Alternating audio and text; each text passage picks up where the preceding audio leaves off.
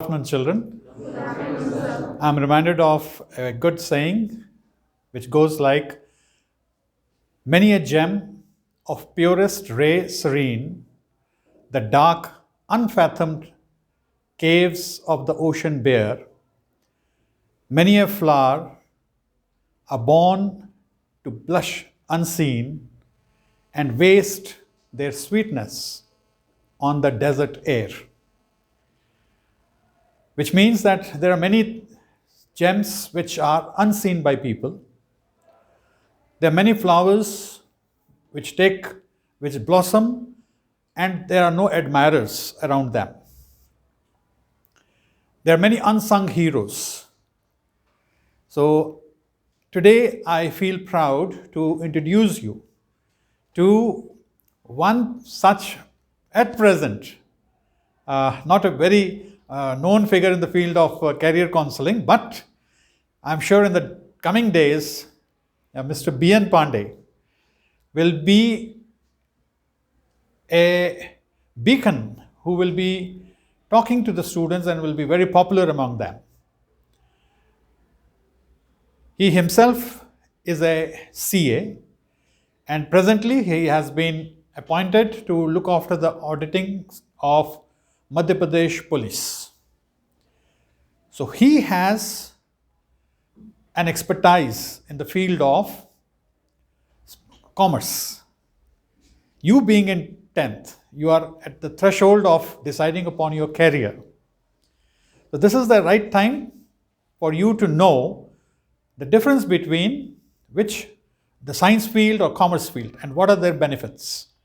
So he shall focus more towards the commerce and what are the benefits over there. So मैं गुजारिश करूँगा B.M. Pandey ji से कि वो आप सबसे कॉमर्स के बाद, स्पेशली 12th के बाद क्या भविष्य है, कौन सी लाइन चुननी चाहिए, संक्षेप में आपसे साझा करें. सर, इसको आप माइक लगा लीजिए.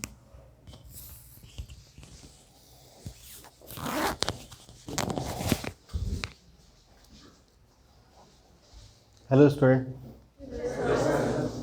Good afternoon. चलिए कुछ चीज़ें मैं आपको बताता हूँ जो जनरल लोग करते हैं, उस पर हम डिस्कशन कर रहे हैं. ठीक है. आप में से कितने लोग हैं जो आईआईटी की तरफ बढ़ रहे हैं, साइंस लेना चाहते हैं 12th के बाद? अच्छा, क्यों लेना चाहते हैं बेटा साइंस?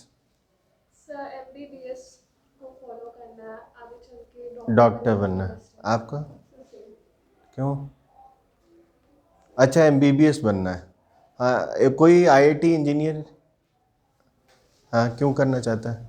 सर दिलचस्पी और कंप्यूटर साइंस में अच्छा कर दो. अच्छा, कंप्यूटर साइंस में अच्छा कर सकते हैं. हाँ सर इंटरेस्ट है सर, सॉफ्टवेयर इंजीनियरिंग करनी है. सॉफ्टवेयर इंजीनियर करनी है. ठीक है. चलिए हम कुछ चीज़ें आप लोगों को डिस्क्राइब कर रहे हैं जो कॉमर्स के रेस्पेक्ट में है, और कॉमर्स मेरे को लगता है कि आने वाले समय का सबसे उभरता हुआ स्कोप है. अब वो कैसे है वो मैं तुमको आपको सारी चीज़ें मैं बता रहा हूँ, लेकिन एक जनरल तौर पे जो होता है वो मैं तुमको बता देता हूँ. जनरली क्या होता है कि हम 10th के बाद 11th और 12th, ये जनरल तौर पे 80% जो 10th के स्टूडेंट होते हैं वो साइंस की तरफ मूव करते हैं. ठीक है. या एमबीबीएस की तरफ मूव करते हैं, मतलब वो बायो लेते हैं या मैथ्स लेते हैं, है ना. ऐसे ही है. और इनका एक ही मकसद होता है, वो होता है पीएमटी. ठीक. और इनका जो मकसद होता है वो होता है आईआईटी. ऐसा ही होता है. जो एवरेज है ना, वो जनरली कॉमर्स की तरफ बढ़ता है. जनरल अभी देखा जाए तो बहुत कम लोग, जो एवरेज स्टूडेंट होते हैं वो कॉमर्स की तरफ बढ़ते हैं. ऐसा होता है. तो मैं अब आपको कुछ चीज़ें जो मैं आपको बताने जा रहा हूँ बहुत इम्पॉर्टेंट है.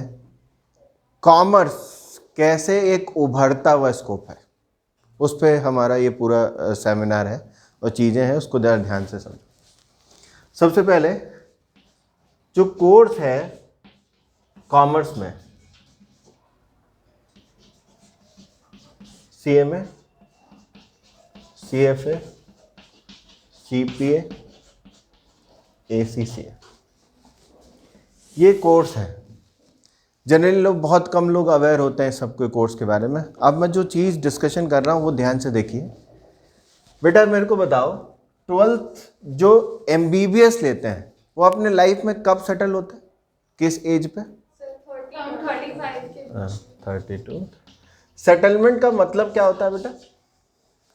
फाइनेंशियली क्या सैलरी मिलती होगी इनको? 2 or 3 lakhs per month. है ना? Sir, in the highest case, average में 60. स्टार्टिंग हर डॉक्टर की 80 से 1.5 लाख होती है, ठीक है, at the age of 30 to 35 years. IIT जो इंजीनियरिंग अडॉप्ट करता है, IIT करता है, उन सब की बेसिक सैलरी क्या होगी, स्टार्टिंग सैलरी क्या होगी? 30 to 35? नहीं, इतना तो नहीं होती। Sir, on an yearly package, it is around 15 to 20 lakhs on an yearly package. Yearly package 15 to 20 lakh rupees. Good. Age क्या होती होगी बेटा? Sir, around 26 to 30, 15 lakhs. 25, 30, 28 से 30, इतना ही होता है। लेकिन कॉमर्स, अब आ रहा है कॉमर्स, ध्यान से समझना। 22 साल से 23 साल ये अडॉप्ट करता है। कैसे, अब समझाता हूं। सबसे पहली चीज ध्यान से समझो। मेरे को एक पेन मिलेगा आपका? कोई भी पेन चलेगा।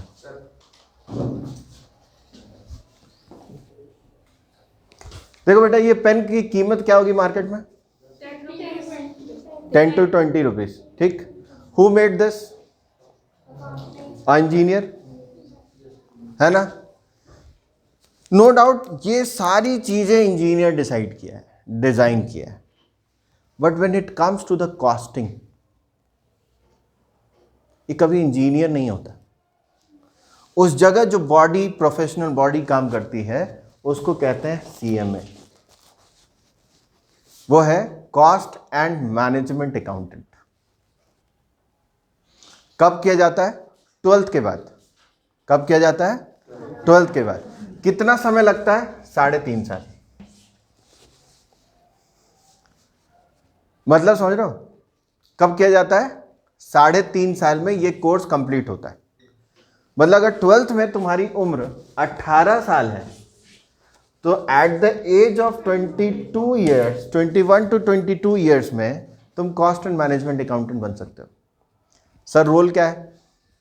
कैसे रोल है?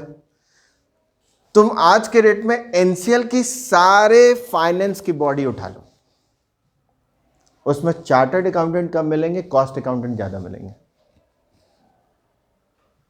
ठीक। And what is the package behind that? Package क्या मिलता है उनको? NCL वाले को क्या पैकेज मिलता है? असिस्टेंट मैनेजर फाइनेंस 70 से 80 हज़ार रुपये। उठा के देख लेना ही, ठीक है। तो ये किसको मिलता है? तो जो एक PSU के लिए आप इतना कोशिश करते हो, आगे चल के गेट दोगे, है ना, वो कितने एज में आ जाता है? 22 से, अगर ज्यादा गया तो 22 से 23 साल। मतलब अगर तुम यहां पे अगर 22 से 23 साल मेहनत किए और 10 साल अपने ऑर्गेनाइजेशन में रात दिन कर दिए, तो लेवल क्या होगी? लेवल क्या होगा? तुम समझ सकते हो। मतलब जिस चीज के लिए तुम यहां कोशिश कर रहे हो, वो चीज कहां पे आ रही है? At the age of 23 years.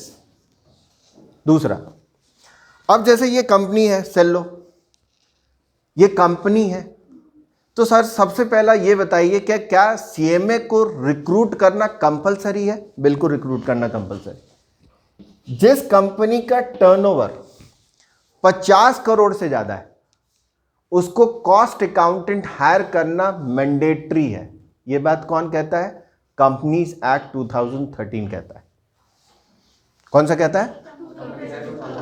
मतलब कंपनीज एक्ट 2013 क्लियर कहता है कि hire the cost accountant if you are exceeding the turnover of ₹50 crore. मतलब छोटे मोटे जगह पे इसका कोई अस्तित्व नहीं होता, इसीलिए इस जगह पे तुम सीए में कम देखोगे। ठीक। दूसरा, अब एक इंसान होता है जो ये कंपनी पे पैसा उठा रहा होता है मार्केट से। मतलब मीटिंग होती, जैसे डायरेक्टर्स की मीटिंग होती, देखा है? जैसे एनसीएल में जो डायरेक्टर्स की मीटिंग होती होगी, ये जो डायरेक्टर्स की मीटिंग होती है, डायरेक्टर का टर्मिनेशन होता है, डायरेक्टर का अपॉइंटमेंट होता है, शेयर होल्डर से रिलेटेड कॉम्प्लायंसेस होती हैं। ये सेल्लो से रिलेटेड भी होगी, एनसीएल से भी होगी, रिलायंस में भी होगी, सब जगह पे होगी। तो पता है कौन इंसान इस जगह रोल प्ले करता है? वो होता है सीएस।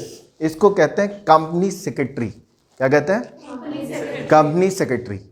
अब अगर तुम सीएस किए तो सिर्फ 2.5 साल में ये कोर्स होता है। मतलब 12th में तुम्हारी एज अगर 18 है तो 2.5 साल बाद क्या होगी? क्या होगी? 20 to 21। 20 to 21 मतलब क्या हो गया? 20 to 21 में क्या हो गया? 40,000 पर मंथ ये आदमी बन जाता है। सुनते जाना बेटा। दूसरी चीज जो बहुत ज्यादा इंपॉर्टेंट है, when it comes to the taxation, आप किसके पास जाते हो? Chartered accountant.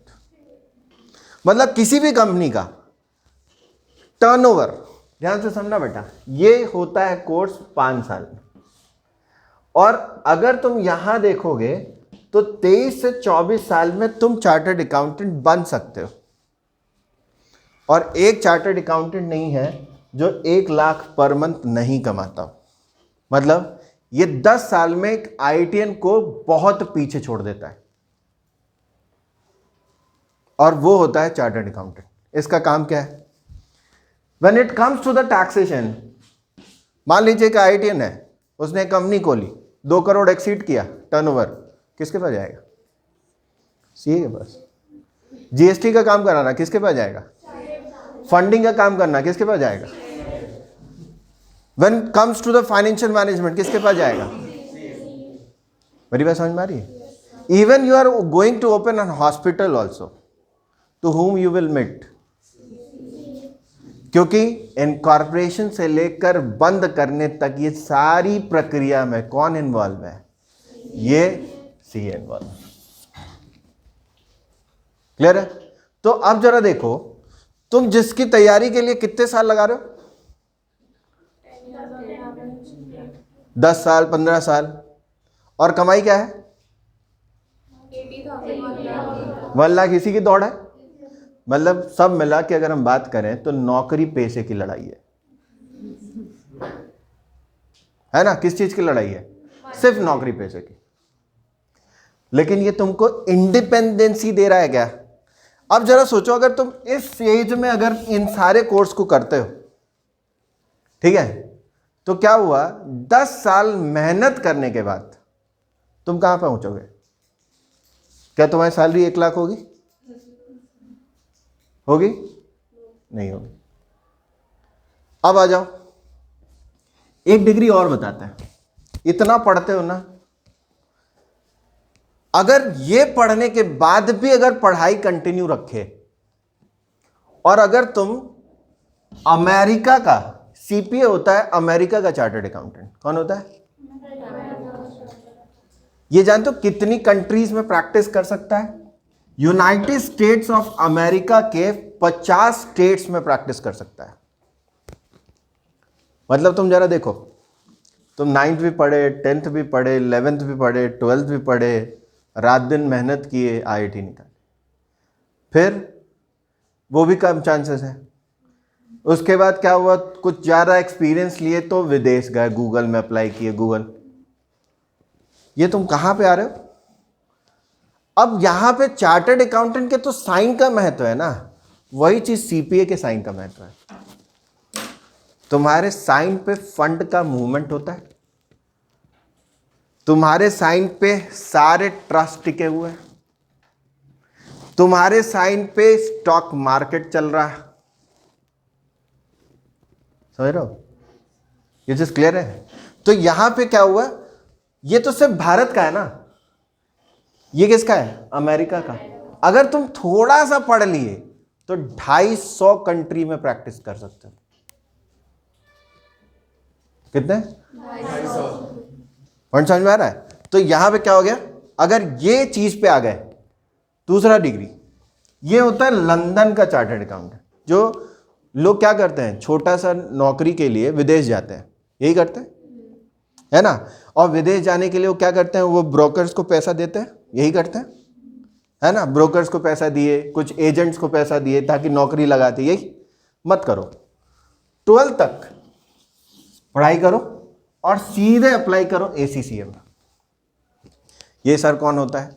इसको कहते हैं लंदन का चार्टर्ड अकाउंटेंट। जो लंदन का चार्टर्ड अकाउंटेंट है उसको हम ACCA कहते हैं, ठीक है? और ये पता है कितनी कंट्री में इसको जॉब मिल सकता है? 150 कंट्रीज में, at the starting package of 6 lakh rupees per annum. Clear है? तो ये सब किसके लिए? ये सब किसके लिए है? जो 10th के बाद 11th 12th क्या ले, कॉमर्स ले और एक विजन रखे उनके लिए। पॉइंट समझ में आ रहा है? दूसरी चीज मैं तुमको बताता, एक जगह जहां पे CA सोचना बंद करता है, वहां जो कोर्स CA सोच, वहां पे जो चीज चालू करती है उसको कहते हैं CFA। क्या है बेटा? CFA। इसको कहते हैं चार्टर्ड फाइनेंशियल एनालिस्ट। मतलब CA का काम है बैलेंस शीट बना के साइन कर देना, लेकिन उस बैलेंस शीट पे थिंकिंग कौन कर रहा है ना? वो सारी डिग्री होती है CFA। मतलब अब तुमको मैं बताता हूँ छोटे लेवल पे कि जैसे कैसे काम करती है। मान लो तुम सबके पास 50-50 करोड़ रुपए है, तो कहीं तो लगाओगे। तो लोग क्या कर रहे हैं, SIP, म्यूचुअल फंड, ये सब में निवेश कर रहे हैं। क्यों निवेश कर रहे हैं? कैसे निवेश कर रहे हैं? किस चीज पे निवेश कर रहे हैं? कभी सोचा है? जो SIP ये सारी चीजों पे निवेश कर रहे हो, वो सिर्फ एक चार्टर्ड अकाउंटेंट के साइन पे निवेश कर रहे हो। कैसे? मैं तुम्हें बताता हूं, सुनो। जैसे मान लो तुम्हारे पास 50 करोड़ रुपए है, तुमने क्या किया, फंड इन्फ्यूज किया, ठीक है? तुमने क्या किया, फंड इन्फ्यूज किया, कंपनी को पैसे दिए। अब जैसे ही तुम कंपनी को पैसा दोगे तो उसको, उसके परफॉर्मेंस को तो नोट डाउन करोगे। वो परफॉर्मेंस क्या है? बैलेंस शीट है। वो परफॉर्मेंस क्या है? बैलेंस शीट है, उसका प्रॉफिट लॉस अकाउंट है। उसी के बेसिस पे डिसाइड करोगे कि तुम्हारा पैसा मल्टीप्लाई करेगा नहीं करेगा। वही शेयर मार्केट है, बढ़ रहा है घट रहा है, क्यों? क्योंकि परफॉर्मेंस है। कोई अपने कमिटमेंट मीट आउट नहीं कर पाया तो शेयर डाउन हो जाता है। लेकिन जिस बेसिस पे वो सारे निवेश हो रहे हैं वो बैलेंस शीट है। और बैलेंस शीट किसने बनाया? CA ने, CFA नहीं। अब यहां पे क्या हुआ, जितनी भी बड़ी बड़ी कंपनी का जो फंड स्ट्रक्चर है कि ऊपर पैनल से लेकर नीचे पैनल तक फंड का जो डिस्ट्रीब्यूशन है, वो हमेशा कौन प्लान करके बैठा है? वो 2 लोग प्लान कर बैठे हैं। ध्यान से समझना, वो उसका नाम है, वो एक चीजें होती हैं, डेजिग्नेशन होता है, उसको कहते हैं CFO। मतलब हर कंपनी का CEO है, उसी तरह हर कंपनी का CFO भी, ठीक? और जब CFO जो प्लान करता है, CFO कौन बनता है? या तो आप CFA हो, 10 साल का एक्सपीरियंस हो, या तो आप चार्टर्ड अकाउंटेंट हो, 20 साल का एक्सपीरियंस हो। मेरी बात समझ में आ रही है? तो तुम अपना, ऐसा कुछ नहीं है कि commerce is not an option. मेरी बात समझ में आ रही है? कॉमर्स दुनिया का सबसे उभरता हुआ स्कोप आ रहा है ग्लोबलाइजेशन के ज़माने में। हम किस ज़माने में? ग्लोबलाइजेशन के ज़माने में सबसे उभरता हुआ स्कोप आ रहा है। क्यों? क्योंकि IITian फाइनली नौकरी करनी है ना। कोई इन्वेंशन तो हो नहीं रहा भारत में, इनोवेशंस तो हो नहीं रहा है। फाइनली किस पे आ रहे हो? तो why don't we start from the early age? हम 35 साल का क्यों करें? और इसी तरह अगर हम पढ़ते चले गए तो हम इंटरनेशनल एक्सपोजर भी बनाते जा रहे हैं। अब तुम सोचो, एक आदमी यहाँ पे लाख रुपए का इंसान है, 10 साल में वो एक ITN को पीछे छोड़ रहा है, ठीक, एक CA की बात कर रहा हूँ। अगर वो इंसान 250 कंट्री में प्रैक्टिस कर सकता है तो उसका टर्नओवर क्या होगा? उसका लेवल ऑफ थिंकिंग क्या होगी? उसके लेवल ऑफ थिंकिंग को छोड़ो, उसकी सोच क्या होगी? मेरी बात समझ में आ रही है? तो ये चीज़ तुम वर्क कर सकते हो इस पर। क्लियर है बेटा? कोई डाउट है? कुछ पूछना चाहते हो?